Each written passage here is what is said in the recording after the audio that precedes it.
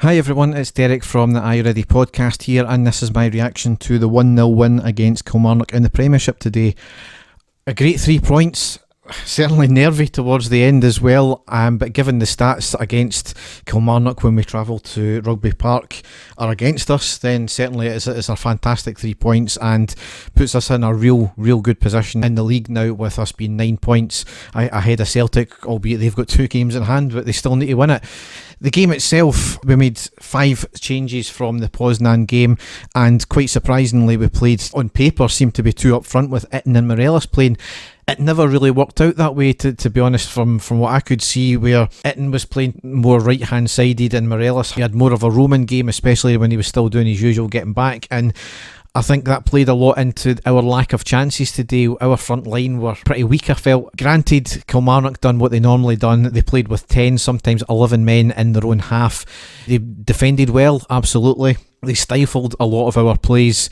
We were pretty powder puff up front today, again trying to look for the perfect angle rather than just taking the shot. Again, not going to make excuses for the pitch, but it's woeful.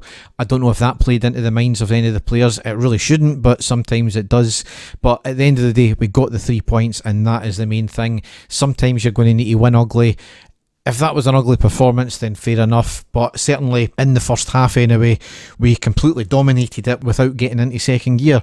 As I said, Killy played with 10, sometimes 11 men behind the ball and in their box, doing well to stifle our attacks. We needed to be more clinical up front, as we're not putting their keeper under any pressure at all. I think we only had a couple of shots, and even at that they were powder puff, again trying to look for the perfect angle. It's going to be difficult when they crowd the box that often, but just take a shot. As soon as you get a wee sniff of a gap, take the shot. It might ping off somewhere, it might flick up onto someone's arm, you don't know. You've just got to take the chance. If you don't take the chance, you're not going to get the goal. And that was the one disappointing thing of, I would say, the game, never mind just the first half. Shot caller, Kilmarnock in the first half, they got a few shots on target, so I think throughout this game our shots on target stat will be blown out the window now. Unusual for opposition these days, obviously. They were all comfortable takes for McGregor though. Kilmarnock did start to get a wee bit more joy towards the end of the half, but nothing too much to worry about. We got our goal on the 18th minute after there was a handball in the box. It was a free kick to us from about 25 yards on the left. It was a dummy from Tavernier, floated into the box by Barisic.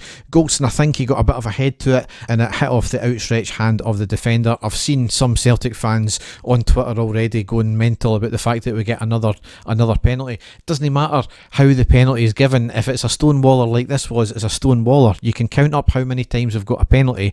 You want to try and deny us a penalty when it's a stonewaller? Well, that's a stupid question, because of course they do. But up steps Tavernier anyway in the same minute. In the 18th minute, Tavernier puts it to the left side with a lot of power, no chance for the keeper whatsoever. So got to be fairly happy with the first half, despite us not having many clear-cut chances and putting the keeper under pressure. Second half, Kilmarnock certainly came a lot more back into it. They started playing further up the pitch, but they were very tight and compact. They were hitting us on the break. They made McGregor work, albeit all bar one were fairly comfortable for him. Kilmarnock certainly had more possession than they did in the first half. I would say the second half was maybe a wee bit more even affair, maybe us slightly shading it in terms of possession. Kilmarnock certainly done more with the ball when they had it. Always got your heart in your mouth when they were coming up and attacking. Just given the history of the fixture, given the pitch, the conditions started to deteriorate towards the end of the match as well, with the rain belting down. Gives a new dynamic to the pitch as well, because apparently it hadn't been watered at all today. This was the first bit of rain, so the ball more likely to skate about the place. Big chance for Kilmarnock on the 83rd minute when it was a free kick right on the edge of the box. An absolute thunderbolt through the gap in the wall, and McGregor, his positioning was spot on. It was more or less right at him, but his positioning was spot on. He had to be alert, and it was hit with some pace, so it was a great save there from McGregor. We saw out the match. It wasn't a vintage performance again, but with this wee run of fixtures we've got, you'll take the points any which way they come, and today we laid down a marker because that was a very difficult place to go. It was a difficult game to play against, especially coming off the back of a difficult European fixture. We got the 3 points. I don't care if it's by hook or by crook. We got them. We go away 9 points clear in the league, which is a great psychological advantage, regardless if they've got 2 games in hand or not. So, delighted with that. we've got another major game coming up on Thursday. We are away to Benfica. That's a 17:55 kick-off. Top of the table clash, as we know. Going to be another difficult game. I wouldn't say it's a free hit, but certainly if we want to top the group, we need to come away with at least a point, I would have said, and bring them back to Ibrox in the next game after that. So I don't know if Dave and I will be back with a podcast this week before the Benfica game. It'll certainly be the week after, if not, but certainly I'll be back with a post-match pod after Thursday, the game on Thursday.